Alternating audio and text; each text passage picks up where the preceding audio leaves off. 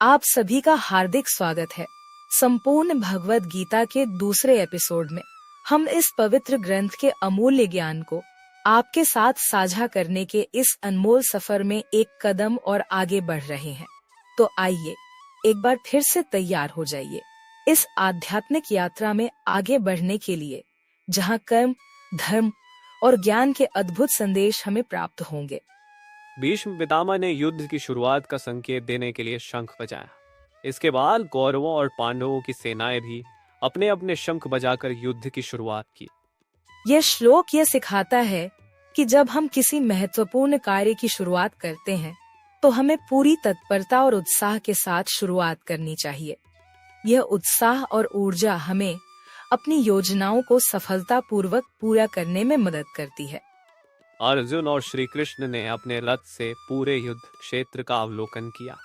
अर्जुन ने देखा कि उसके परिजन, गुरु और अन्य प्रियजन युद्ध के लिए खड़े हैं। इस श्लोक से हमें यह सीखने को मिलता है कि जब हम किसी संघर्ष में होते हैं तो हमें अपनी स्थिति और अपने आसपास के लोगों की स्थिति का अवलोकन करना चाहिए। यह हमें यह समझने में मदद करता है कि हमारे निर्णय और क्रियाएं किस प्रकार से प्रभावित हो सकती हैं। श्लोक 16-20। अर्जुन ने देखा कि युद्ध की शुरुआत में उसकी सेनाओं की स्थिति और ताकत का मूल्यांकन किया। उसने देखा कि उसके परिवार, गुरु और प्रियजन युद्ध में शामिल हैं, जो उसकी भावनाओं को और अधिक जटिल बना देते हैं। यह श्लोक यह दर्शाता है कि जब हम किसी संघर्ष का सामना करते हैं तो हमें अपनी भावनाओं और रिश्तों को समझने और उनका मूल्यांकन करने की आवश्यकता होती है। यह हमें यह सोचने पर मजबूर करता है कि कैसे हमारे निर्णय और कार्य हमारे प्रियजनों को प्रभावित कर सकते हैं। श्लोक 21-22। अर्जुन ने श्री कृष्ण से कहा कि वो अपनी सेना की स्थिति और अपने परिवार की युद्ध में स्थिति देखकर चिंतित है और उसे स्थिति का समाधान नहीं मिल रहा है। अर्जुन ने कहा कि उसकी आंखों से आंसू बह रहे हैं और उसके शरीर में कमजोरी का अनुभव हो रहा है, जिससे वह युद्ध के लिए पूरी तरह से तैयार नहीं है। जब हम जीवन में किसी जटिल स्थिति का सामना करते हैं तो हमें भी अर्जुन की तरह अज्ञात और अनिश्चितता का सामना करना पड़ता है। इस श्लोक से हमें यह सीखने को मिलता है कि हमें अपनी चिंताओं और संकोच को समझते हुए सही दिशा में मार्गदर्शन प्राप्त करना चाहिए। यह श्लोक यह दर्शाता है कि जब हम तनावपूर्ण स्थितियों का सामना करते हैं तो हमारी भावनात्मक और शारीरिक स्थिति प्रभावित हो सकती है।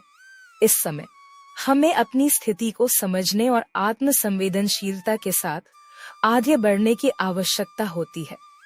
अर्जुन ने देखा कि उसके परिवार, गुरु और प्रियजन युद्ध के मैदान में खड़े हैं और इस स्थिति से वो बहुत दुखी है।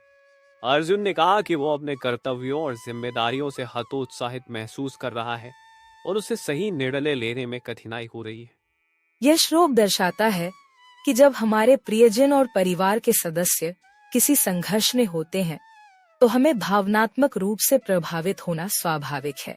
हमें इस समय अपने भावनाओं को समझकर सही निर्णय लेने की आवश्यकता होती है। यह श्लोक हमें यह सिखाता है कि जब हम अपने कर्तव्यों और जिम्मेदारियों से हतोत्साहित महसूस करते हैं तो हमें अपनी स्थिति का मूल्यांकन करके सही दिशा में निर्णय लेना चाहिए। आत्म संवेदनशीलता और स्पष्टता इस समय महत्वपूर्ण होती है। अर्जुन ने कहा, हे कृष्ण, मुझे इस युद्ध में कोई लाभ नहीं दिखाई दे रहा। इस युद्ध में जीत कर मैं क्या पाऊंगा? मेरे प्रियजन मारे जाएंगे तो मैं उस राज्य का क्या करूंगा? इस श्लोक में अर्जुन की स्थिति यह दर्शाती है कि जीवन में कठिन निर्णय लेते समय भावनात्मक और शारीरिक कमजोरियां स्वाभाविक होती हैं। हमें अपनी भावनाओं और कमजोरी को समझते हुए सही निर्णय लेने के लिए मार्गदर्शन प्राप्त करना चाहिए। जीवन में कई बार ऐसा होता है कि हम किसी बड़ी सफलता के लिए संघर्ष कर रहे होते हैं, लेकिन जब हमारे प्रियजन या रिश्ते उस सफलता की कीमत पर होते हैं तो वह जीत हमें व्यर्थ लगने लगती है। इस श्लोक से यह सीख मिलती है कि हमें अपने कार्यों के परिणामों और उनसे जुड़ी मानवीय भावनाओं पर भी ध्यान देना चाहिए। असली सफलता वह है जो व्यक्तिगत और भावनात्मक संतुलन बनाए रखे। हम आशा करते हैं कि आपको ये एपिसोड पसंद आया होगा। आगे भी हम आपके लिए इसी तरह के और भी रोचक और ज्ञानवर्धक एपिसोड लाते रहेंगे। अगर आप हमारे साथ जुड़े रहना चाहते हैं तो हमारे चैनल वेदास एंड यूनिवर्स को जरूर सब्सक्राइब करें और इस वीडियो को अपने दोस्तों के साथ शेयर करना न भूलें। आपका समर्थन ही हमें और बेहतर कंटेंट बनाने के लिए प्रेरित करता है। धन्यवाद।